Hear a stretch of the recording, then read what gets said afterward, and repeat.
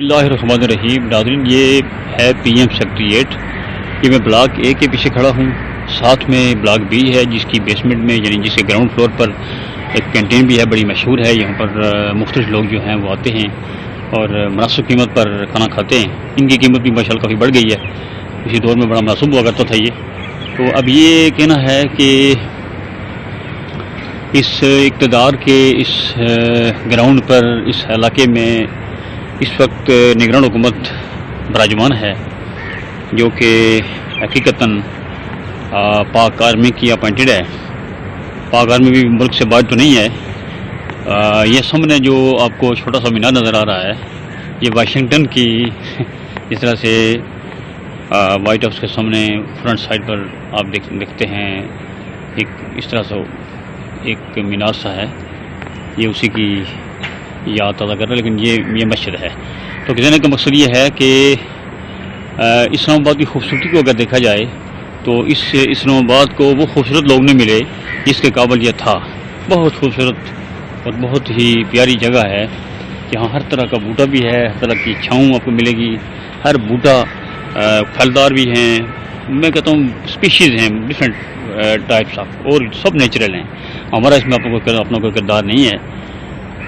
میں آپ یہ آج سوال یہ پوچھنا چاہتا ہوں ارباب اختیار سے کہ اگر معیشت بھی پاک آرمی نے ٹھیک کرنی ہے، یعنی آرمی چیف نے بنانی ہے، آپ کی قومی پالیسی بھی پاک آرمی نے بنانی ہے، آپ کے ڈیفنس کو بھی آرمی چیف نے چلانا ہے، آپ کی اندرونی جو سیکیورٹی ہے اس کی ذمہ داری بھی آرمی چیف یعنی پاک آرمی کی ہے، آپ کی جو بیرونی سیکیورٹی ہے یا بیرونی مسائل ہیں یا بیرون ملک آپ کی جو یعنی فارن پالیسی ہے، فارن فنڈنگ ہے، انویسٹمنٹ ہے، آپ کا بزنس ہے، everything if is being dealt by Pakistan army then what is your role.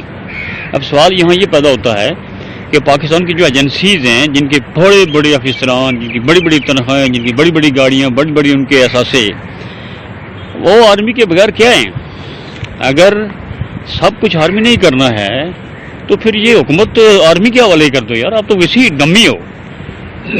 یہ پھر سوال پیدا ہوتا ہے کہ سول سپریمیسی کی جنگ آپ کب لڑیں گے، یا آپ اس قابل کب ہوں گے کہ آپ سول سپریمیسی حاصل کر سکیں گے.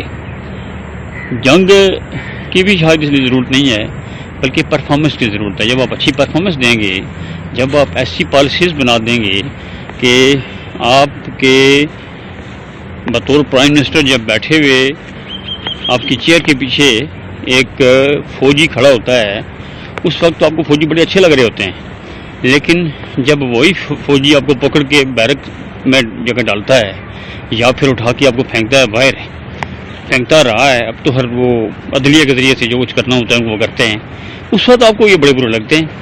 ساری دنیا میں ایف ایس ایف ہے، فیڈرل سیکورٹی فورس ہے، سول کپڑوں میں وہ لوگ موجود ہوتے ہیں، گو کے پڑھے لکھے ہوتے ہیں، سب کچھ ہوتا ہے.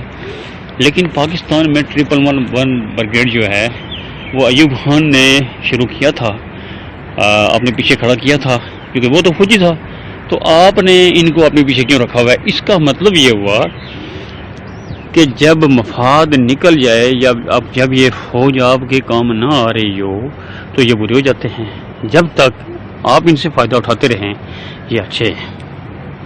ہم یہ نہیں کہتے کہ سب کچھ فوج کے حوالے ہونا چاہیے، لیکن افسوس اس بات کا ہے کہ when your incompetency will prove that you are nothing for the government, you have no combined agenda, you have no national policy. اس سے بڑی بدنصیبی اور کیا ہوگی کہ بھارت کے لیے کشمیر قومی پالیسی ہے. ہمارے پاکستان کی قومی پالیسی کیا ہے یہ مجھے کوئی بتا دے. آپ دوست میری بات سن رہے ہوں گے، آپ مجھے اتنا بتا دیں کہ آپ کے اس ملک کی قومی پالیسی کیا ہے. کشمیر قومی پالیسی کا حصہ نہیں ہے. اکانومی مجھے نظر نہیں آ رہا. اگر ایسا ہوتا ہے تو ضرور آپ معاشی اکارڈ کرتے، آپ اکنامک کوئی اکارڈ کرتے. ایسا نہیں ہوا. کس کی وجہ سے نہیں ہوا وہ اس کے اوپر ڈسکس نہیں کرتا، وہ آپ کو بہتر پتہ ہے. شاباشی نے تو بہت دفعہ اس کو آفر کی کہ ہماری قومی پالیسی ہونی چاہیے، معاشی پالیسی ہونی چاہیے. بہرحال اب آپ دیکھ لیں کہ عوام اقتدار میں کھڑا ہو کے یہ سرو کے بوٹے، یہ جو دریک ہے، یہ جو باقی جو چیزیں ہیں، یہ کیکر وغیرہ، یہ سب اس چیز کی یہ بولتے تو نہیں ہیں، لیکن یہ کہ ہمیں آکسیجن، یہ خود کاربن ڈائی آکسائڈ پیتے ہیں اور ہمیں آکسیجن دیتے ہیں. ہم ان کے شکر گزار ہیں کہ ان کی وجہ سے ہم زندہ ہیں. اور اس رب کا بھی انتہا درجے کی الحمدللہ رب العالمین کہنا پڑتا ہے کہ جو اتنے ہمارے گناہ ہونے کے باوجود، اس ملک کو اسلام کے نام پر لینے کے باوجود ہم اس ملک کے ساتھ فیئر نہیں رہے، ہمارے حکمران اس ملک کے ساتھ فیئر نہیں رہے. انہوں نے اپنی تجوریاں بری، اس ملک سے قیمتی روپیہ اٹھا کے قیمتی اثاثے انہوں نے یہاں سے لوٹ کے بیرون ملک جا کے بنائے ہیں. اور یہ جگہ صرف ایڈاک ہے، یہاں پر جو بھی 22ویں گریڈ کا آفیسر ریٹائر ہوتا ہے لازماً اس کے اثاثے جو ہیں بیرون ملک کسی جگہ ہوتے ہیں.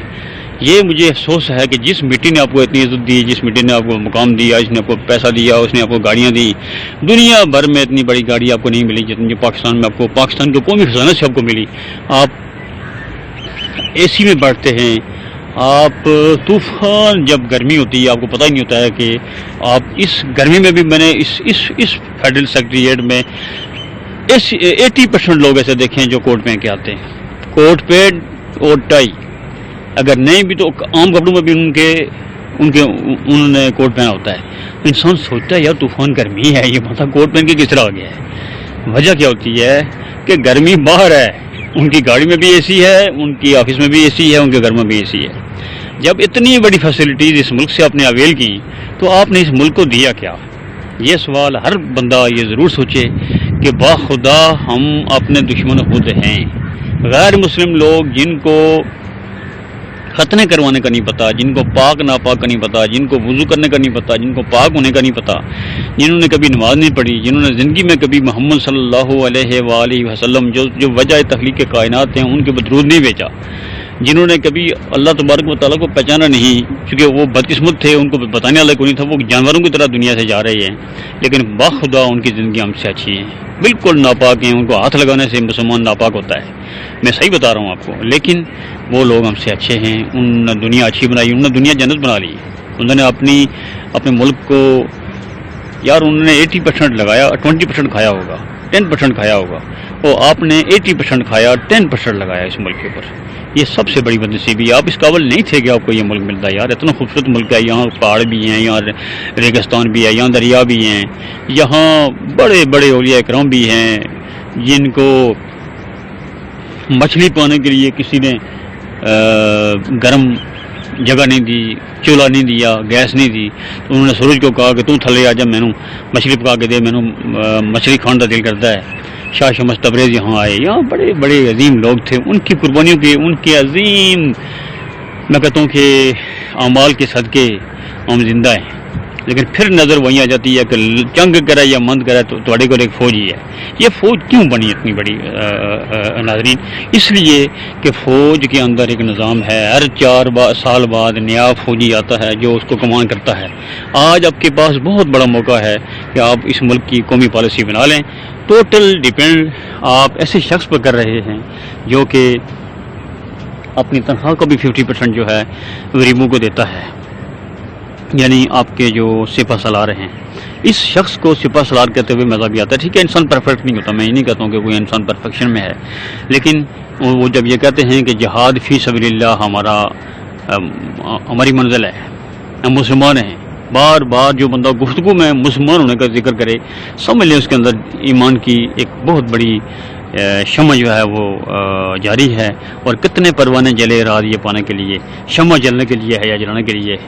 پاک آرمی نے اگر یہ معیار حاصل کیا ہے کہ اس کے کہنے پر بھرنے پر انویسٹمنٹ ہوگی، اس کے کہنے پر سعودیہ آئے گا، اس کے کہنے پر گلف کنٹریز آئیں گی، اور بہت سارے اور ممالک جو ہیں وہ اس کی گارنٹی پر آئیں گے. اگر میاں نواز شریف نے سی پیک لایا تو that was guaranteed by Pakistan army.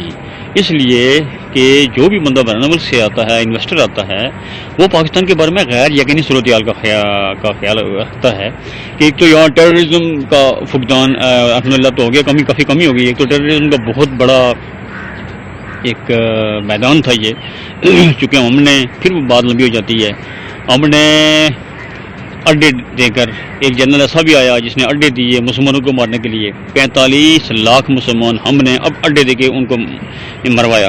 اب وہ ہمیں کب تک چھوڑیں گے؟ افغانی تو 25 سال تک ایک معاملے پر اس کا پیچھا کرتے ہیں. تو ان کا حال دیکھیں, آپ اپنا حال دیکھیں. وہاں 32-33 سال سے جنگ چل رہی ہے, مگر وہاں پر جو ڈالر ہے وہ ابھی بھی افغانی کرنسی کے مقابلے میں زیرو ہے, یعنی اس طریقے سے نہیں ہے جس طرح پاکستان میں ہے. یہ ان سب چیزوں کو سمجھنا پڑے گا, ان سب ارباب اختیار کو کرنا پڑے گا. اس میں ایک بات میں ضرور کروں گا کہ جو ہمارے دینی طبقات ہیں, دینی جماعتیں ہیں, وہ علماء کرام ہیں, بالکل بے حسی کا شکار ہیں. ان کو یہ بات نظر نہیں آتی کہ یار ہمارا بھی کوئی رول ہے. آپ اپنی بھی کوئی ویلیو بناؤ یار, آپ سے بھی کوئی مشورہ کرنے آئے, آپ کو بھی قومی پالیسی میں کوئی شامل کرے.